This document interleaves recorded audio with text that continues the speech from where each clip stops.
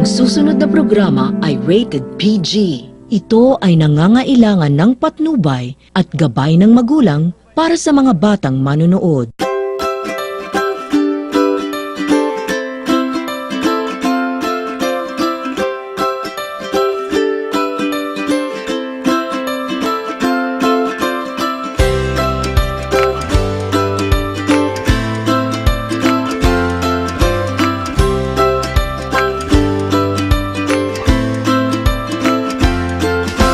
At tayo po ay nagbabalik dito pa rin sa Kasandigan ng Bayan, dito sa Royal Cable TV6.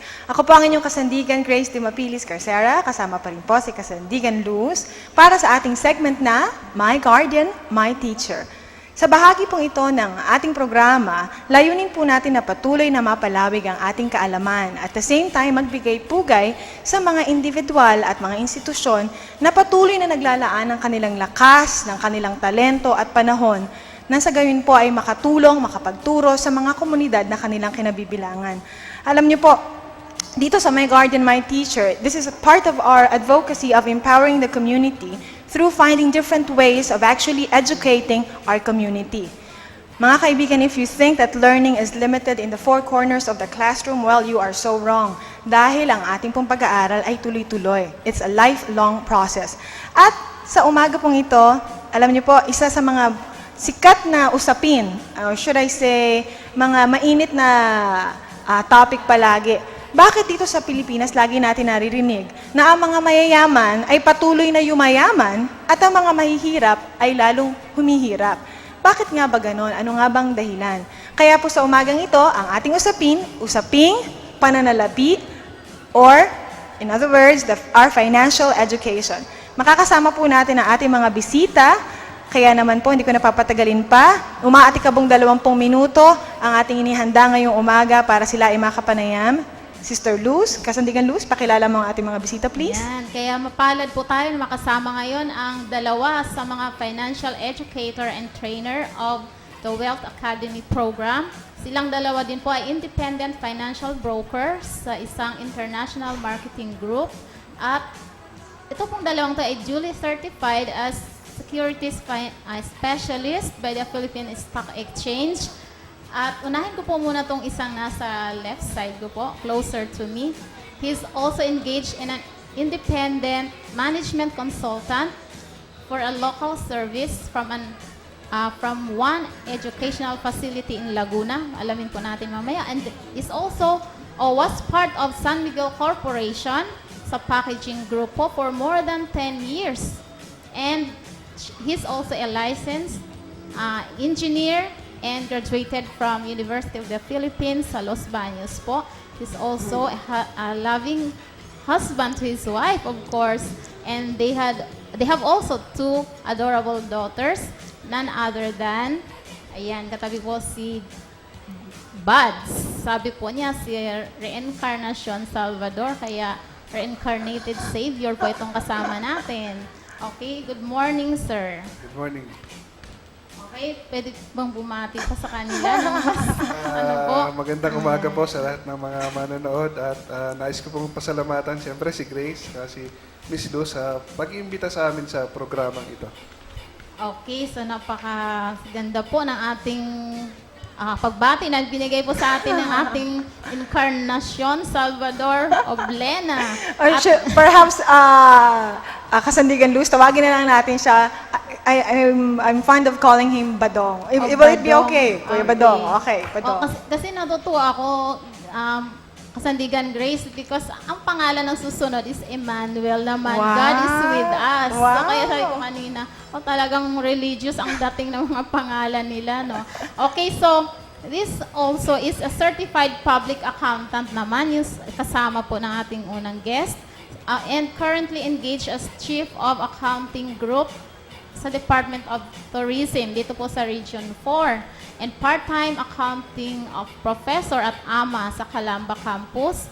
And then former section head of Finance Department at San Miguel Corporation sa Packaging Group din po. And graduate po siya sa Letran Calamba. So isang Calambenyo, none other than Mr. Emmanuel Torres. Good morning, sir. Good morning, Sister Luz and Sister Grace, and sa lahat po ng televiewers. And special mention, it's his birthday today, so happy birthday. Happy birthday, sir. Thank you so much. Thank you so much for celebrating your birthday with Royal Cable TV6. Alam po ninyo, sa mga special na okasyon na ito, dito nasusubok ang ating pusong public servant talaga. Kasi ngayon pong araw na ito, sa special na araw niya, bagkus na tayo magregalo sa kanya, siya magregalo ng mga panibagong kaalaman sa atin. Kaya salamat, Brother Manny, for this opportunity na makapanayam ka ngayong umaga. Mamaya po makakadate na mo naman ang iyong mga minamahal. Okay, sa ating po pagpapatuloy, sabi ko nga sa inyo, we have very limited time, so we wanted to make sure that we'll get the most out of the time that we have. Unahin ko na po kay Brother Badong. Badong, IMG, can you tell us more about IMG Wealth Academy? Naintriga ako kasi meron na palang academy na nagtuturo ng tungkol sa mga usaping pananalapi. At paano ba ito makakatulong sa ating mga kababayan? Okay, guys, yung IMG is International Marketing Group. IMG is isang financial distribution or brokerage company. So, it has presence in the Philippines. Actually, nagsimula sa US, sa Canada, and now it has strong presence sa Asia, sa Europe, and still growing. Ang maganda naman sa IMG, meron siya nung tinatawag na Wealth Academy Program. Yung Wealth Academy Program, ito yung financial education arm ng IMG. At ang layunin nito ay magturo ng mga basic financial concepts sa lahat. Sa lahat, ibig sabihin, hindi lang yung karaniwang tinatarget ng traditional financial industry, para sa lahat. So, walang pinipili. Because we believe that with the right information, everyone deserves a chance to be truly wealthy. Yeah. Okay, so para sa lahat, so ibig sabihin, sir, pwede sa mga ordinaryong nanay sa tahanan at yung mga estudyante natin na may mga estudyante kasi mga kababayan na ang lalaki ng binibigay ng magulang na mga allowance nila. Kasi ako nagtuturo sa isang university.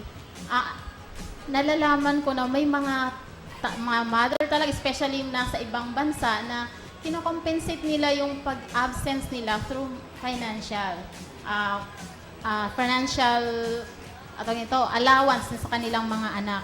So, paano po natin matutulungan itong mga nanay, mga estudyante, paano natin encourage sila na ilagay o properly manage yung kanilang mga finance? At saka, Sister Luz, maidagdag ko lang sa iyong katanungan. Kasi yung sa'yo, ang problema nila, marami silang money. Actually, kasabay na rin nun. Yung iba naman, wala naman akong money i-manage. Paano naman yon? Sige po. So, yung una na, okay lang ba sa mga ordinaryong tao? Pwede kasi ako, ordinaryong tao lang naman ako. Sabi nga, we are ordinary people trying to live extraordinary lives. So, ang itutulong ng IMG, particular yung Wealth Academy program, is tinuturuan natin ng basic. Kasi kami naniniwala na wala naman sa laki o liit ng kinikita. Kasi yung malaki, kung mismanaged, pwedeng mawala yan. So marami tayong istorya ang nakinig na, di ba dating mayaman yan, pero ngayon hindi na. Pero dati, parang, di ba, hindi naman mayaman dati, parang simpleng tao, pero ngayon, parang, yun, mayaman na. So, maliit o malaki, naniniwala na kami, it's in how you manage kung ano yung meron ka ngayon. At ako naman, itatanong ko naman, Sister Luz, kasandigan ba dong? Sa birthday boy naman, you used to work together in a huge company here in the Philippines. How did you actually get involved with IMG or the Wealth Academy? Paano po kayo napasok sa ganitong activity sa IMG? In my case, personally, mas nakaramdam ako ng fulfillment nung makita ko na ito pa rin dapat kong puntahan. Mas makarelate sa mga kababayan natin by educating them sa pagtuturo sa kanila sa mga practical na pamamaraan kung paano nila mapapalago yung kanilang pananalapi. Kuya Manny, paano mo na-discover ang IMG? Meron ba nag-imbita sa'yo? Or paano Na-discover nagsimula ko ito? si IMG dahil dito sa katabi ko. Okay. Ini-invite niya ako through email, pero hindi ko siya pinapansin that time. Pero dumating yung time na nung malapit na ako umalis sa San Miguel, sabi ko, pagbigyan ko kaya si Badong. And there I found out na napakaganda pala niya. Very applicable sa buhay ng bawat isa sa atin. At saka alam mo, isa pang realization was, napansin ko, ako din, I came from a huge company, German chemical company naman yon. Actually, your security is not with the company you work for. Tama ba? Kung tutuusin mo, at the end of the day, ang seguridad nga ba na hinahanap natin ay nasa kumpanyang ating sinasandalan. Kaya naman, mahalaga para sa ating mga kababayan na malaman kung ano pa ba ang paraan na magagawa nating maging maayos ang ating pagmamanage ng ating mga finances. Kasi today, you may be earning a lot, pero tomorrow, hindi mo alam kung anong haharapin mo. So, pwede po bang or magbigay ng mga points, salient points po, ano ba, mga 3 or 4 or 5, yung top salient points po na makakatulong po sa ating mga kababayan, paano po nila simpleng mapangalagaan yung kanilang pera, maaring marami ngayon or konti lang. So, paano po nila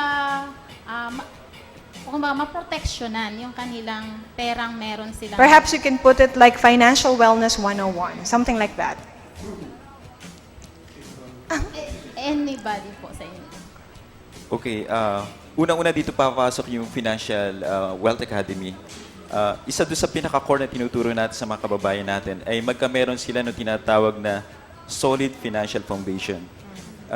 Doon sa Solid Financial Foundation natin, tinuturo natin na normally kasi yung mga tao gusto agad mag-invest. Pero, paano kung bigla kang magkasakit?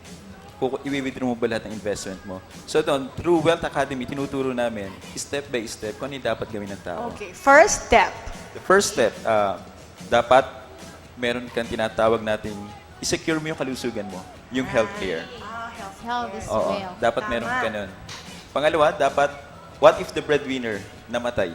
Paano niya yung pamilya niya? So, dapat protected ka ng enough protection. Protection. Yes. Nako, kailangan i-elaborate natin kung ano yung protection na sinasabi mo.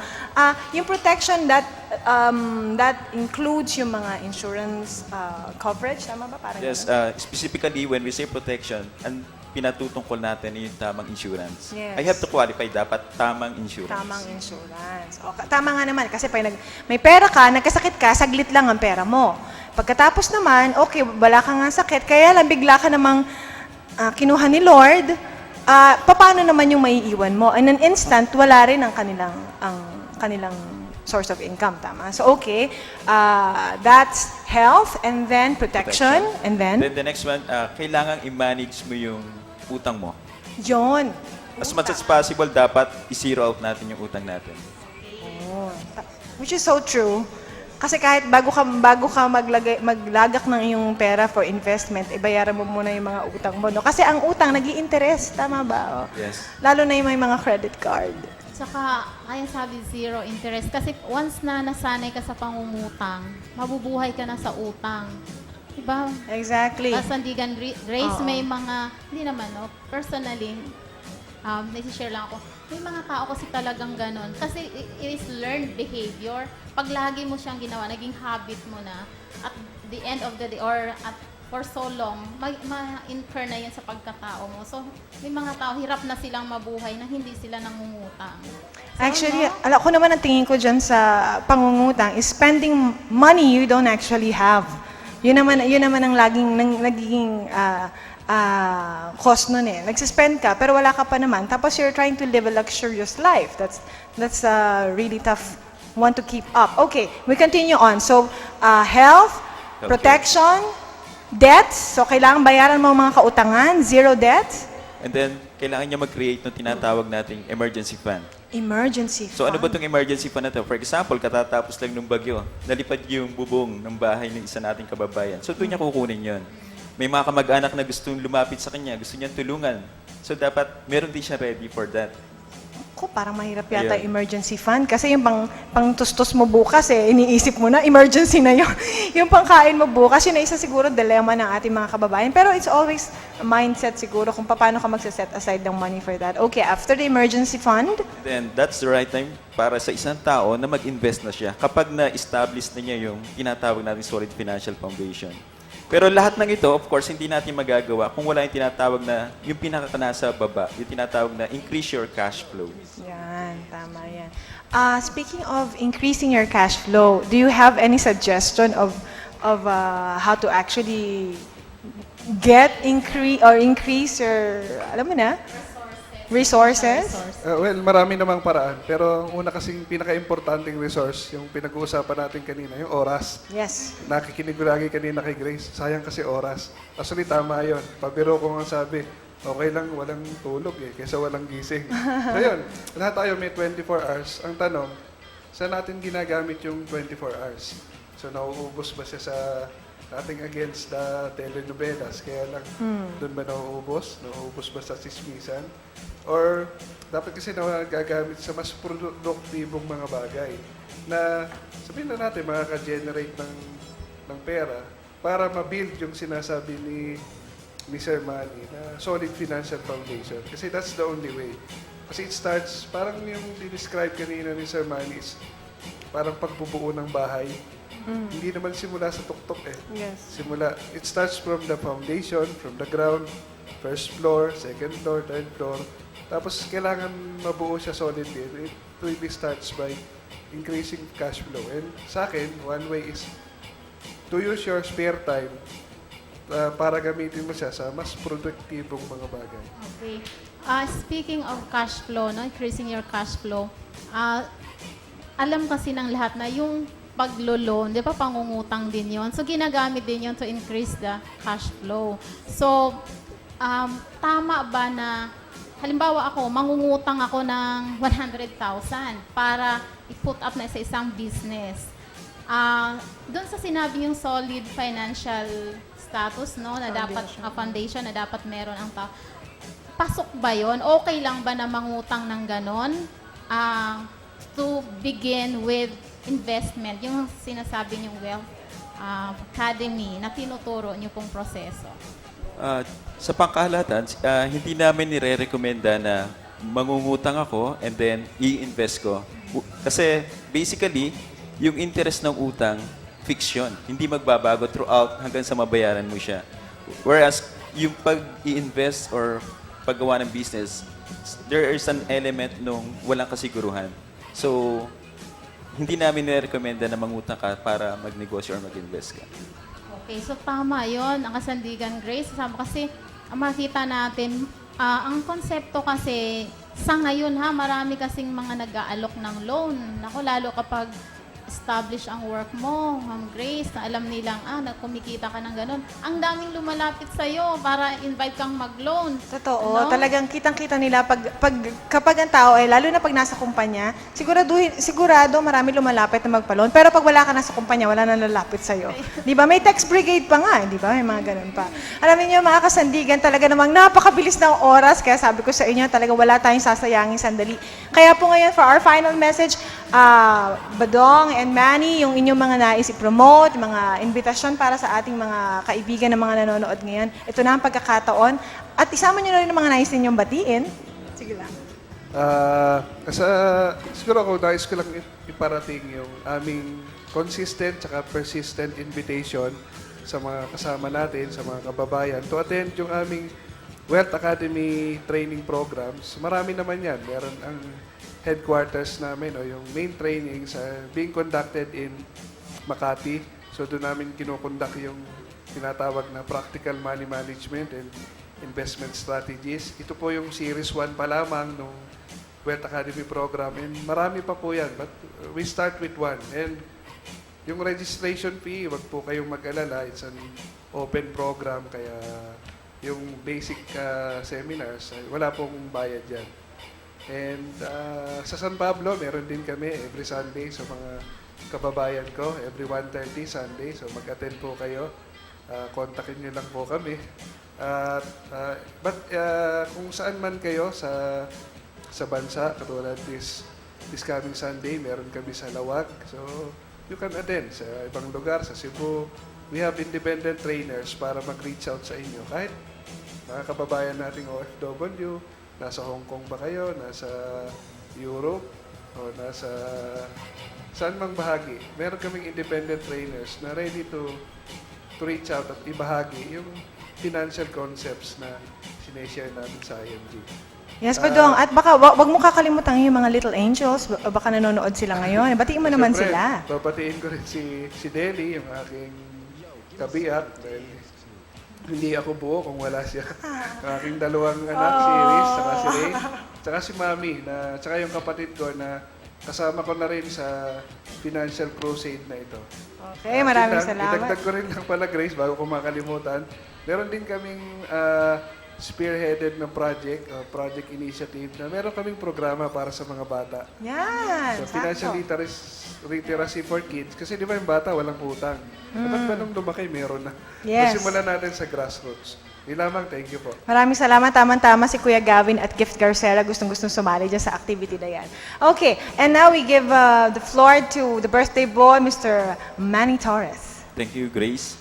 So, ngayon po, ang pag-asenso po ng tao ay hindi na lamang po nakabatay kung ano po yung kanyang pinag-aralan, kung ano po yung narating niya sa buhay, kung ano po yung kasalukuyan niyang katayuan. Ngayon po, pwede na siyang umasenso basta't bigyan siya ng tamang kaalaman kung paano yung dapat niyang gawin. Kaya gaya po nung sinabi nung kasama kong si Badong, inaanyayahan po namin kayo, give yourself a chance na tuklasin kung ano po yung aming nais ibahagi sa ating mga kapwa. Okay, thank you so much sa ating po mga bisita ngayon from the Wealth Academy. At syempre pa, again, we always remind, though we all have the intention of increasing our wealth, we must consider na iba-iba po tayo ng definition ng wealth. For some people, ang kanilang kayamanan ay ang kanilang pamilya, material na bagay, ang kanilang mga pag-aari, seguridad o ang kanilang kalusugan, karangalan o kayamanan.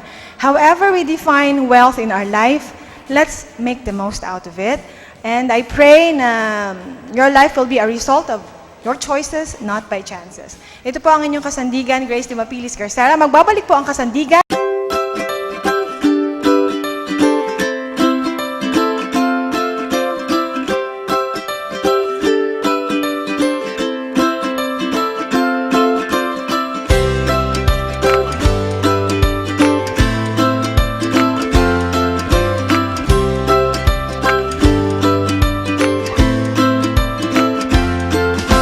Rainy days, they make me blue. Kind of day I think of you and say, I want a moment with you. When the sun is out and bright and the world is just alright, I say, I'd love a moment with you. Moments are simply made of these, sweet and rich as all the memories. Warm nights and blue sky days, a gentle kiss, a tight embrace. I'd love another moment with you. When our friends are all around, Love and laughter to be found, we say, we want this moment with you. Moments are simply made of these, sweet and rich as all the memories. Warm nights and blue sky days, a gentle kiss, a tight embrace. I'd love another moment with you. Moments are simply made of these, sweet and rich as all the memories. Warm nights and blue sky days, a gentle kiss, a tight embrace. I'd love another moment with you. The best moments are made with you and Carmen's Best Ice Cream.